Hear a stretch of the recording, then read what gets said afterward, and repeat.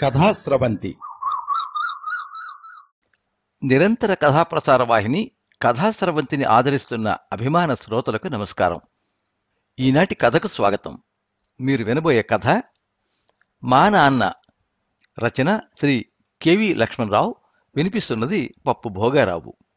Shri KV Lakshmanarao గారిది తూర్పుగోదావరి జిల్లా P Gannavaram మండలం మానేపల్లి గ్రామం. వీరు 1978లో జన్మించారు.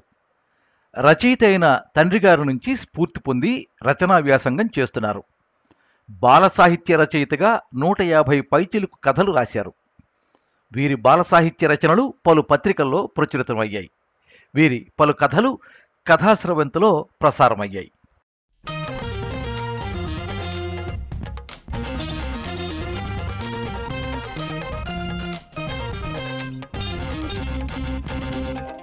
సాయంత్రం ఆఫీసు నుండి ఇంటికి వచ్చాను. ట్రింగ్ ట్రింగ్ అంటూ సైకిల్ బెల్ కొట్టాను. బెల్ శబ్దం వినగానే కామేష్ ఒక్క పరుగులో వచ్చి చేతిలో సంచిని అందుకుంటాడు. కానీ ఈరోజు ఎందుకో రాలేదు. గదిలోనే ఉన్నాడు. నాకు విచిత్రంగా అనిపించింది. వాకిట్లో సైకిల్ స్టాండ్ వేసి గదిలోకి వెళ్ళాను. బెల్ కొట్టినా రాలేదే. బల్ల మీద వాడి పక్కనే కూర్చుంటూ అడిగాను. నాకు దూరంగా జరిగాడు. బొంగమూతి పెట్టాడు. అప్పుడే జానకి మంచినీళ్ళ గ్లాసుతో వచ్చింది. గ్లాసు అందుకుంటూ వాడి కోపం దేనికి అడిగాను. నేను అడిగితే చెప్పనన్నాడు. మీరే అడగండి అంటూ నా చేతిలో ఉన్న గ్లాసును అందుకుని వంటగదిలోకి వెళ్ళింది. కామేష్ ఉరుకు పరుకు లేకుండా అలాగే కూర్చున్నాడు. ఓరకంటితో నన్ను గమనిస్తున్నాడని అర్థమైంది. కోపం ఎందుకురా కన్నా అడిగాను వాడి 2 బుగ్గలు నిమురుతూ. నీ కోపం పోవాలంటే నేనేం చేయాలి బజిమలాడాను. స్వీట్స్ కొనాలి అన్నాడు వాడు కోపాన్ని కొంచెం తగ్గించుకుంటూ. స్వీట్స్ తిని తిని పళ్ళు పాడైపోతున్నాయి. కొన్ని రోజుల పాటు నువ్వు స్వీట్స్ తినకూడదు, అందుకే కొనలేదు. ఆప్యాయంగా వాడి భుజాన్ని తడుతూ చెప్పాను. మళ్ళీ బొంగమూతి పెట్టాడు. పళ్ళు బాగుపడ్డాక స్వీట్స్ కొంటాను. మొన్న పెన్ను కావాలి నాన్న అని నువ్వు అడిగితే వెంటనే కొన్నానా లేదా? నాన్న మాట అంటే మాటే అన్నాను వాడికేసి ప్రేమగా చూస్తూ. ఏమర్థం చేసుకున్నాడో మాట విన్నాడు. హోంవర్క్ చేసుకుంటున్నాడు. కొంతసేపటికి కామేష్ అన్నం తిని హాయిగా పడుకున్నాడు. వాడి పక్కనే కూర్చొని తదేకంగా వాడినే చూస్తున్న నా వద్దకు జానకి వచ్చింది. గతంలో ఆఫీసుకి రోజు బస్సు ఎక్కి వెళ్ళేవారు. ఇప్పుడు సైకిల్ మీద వెళ్తున్నారు. బ్యాంకులోని డబ్బులు సరిపోలేదని బయట అప్పులు చేసి మరీ ఇల్లు కట్టారు. మీ కష్టం చూస్తుంటే బాధగా ఉందండి అంది దీనంగా. ఇల్లు కట్టడం కాదు, నిలబెట్టుకోవడం గొప్ప. అప్పు చేయడం కాదు, తీర్చడం గొప్ప. అయినా ఇది కష్టం కాదు, సర్దుబాటు అంతే నవ్వుతూ అన్నాడు. మీరు సర్దుకుపోతారు సరే, కానీ 10 ఏళ్లు కూడా నిండని పసి వయసు వాడిది. ఆర్థిక సమస్యలు వాడికి అర్థం కావు.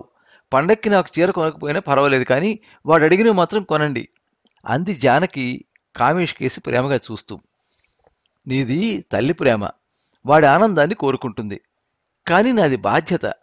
ఆనందంతో పాటు ఆరోగ్యాన్ని కూడా చూస్తుంది. వాడికి ఏది అవసరమో ఏది అనవసరమో తండ్రిగా నాకు తెలియదంటావా అంటూ నవ్వాను. అప్పుడే కామేష్ అటు నుండి ఇటు తిరిగాడు. పడుకోండి, మాట్లాడితే లేచేలా ఉన్నాడు అని జానకి చెప్పడంతో నేను కూడా నిద్రకు ఉపక్రమించాను. మర్నాడు ఆఫీస్కి బయలుదేరుతుండగా నాన్న 10 రూపాయలు కావాలి అని అడిగాడు కామేష్. దేనికి అడిగాను. స్వీట్స్ కావాలని అడిగితే పళ్ళు పాడైపోతాయి అంటావు, కనీసం పాకెట్ మనీ కూడా ఇవ్వవా అంటూ ఏడుపు మొదలుపెట్టాడు. 10 రూపాయలు ఇస్తే ఏం చేస్తావు అడిగాను. నాకిష్టమైనా కొనుక్కుంటాను, స్వీట్స్ మాత్రం కాదులే అన్నాడు ఫోజిస్తూ. తప్పదనుకుంటూ ఇచ్చాను. ఆఫీసుకు బయలుదేరాను.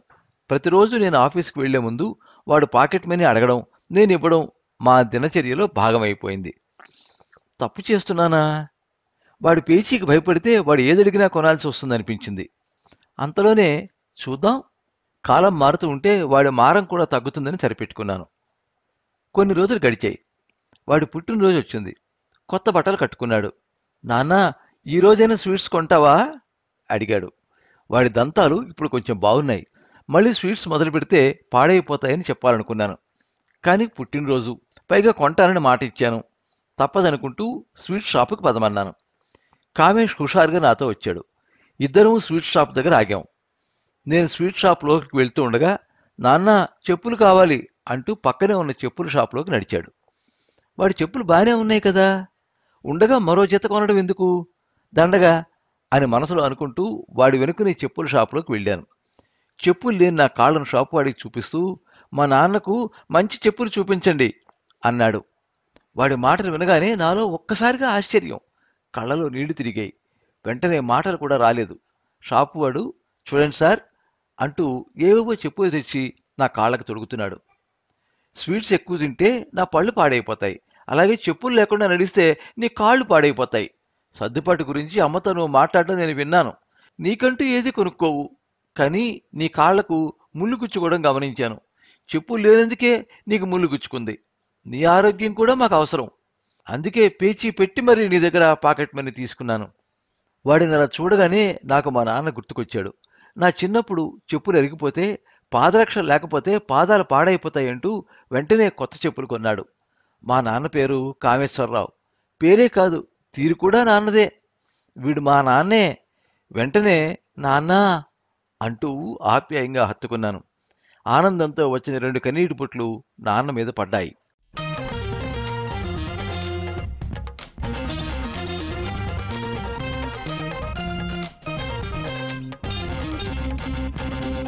మీరింతవరకు మా నాన్న కథ విన్నారు.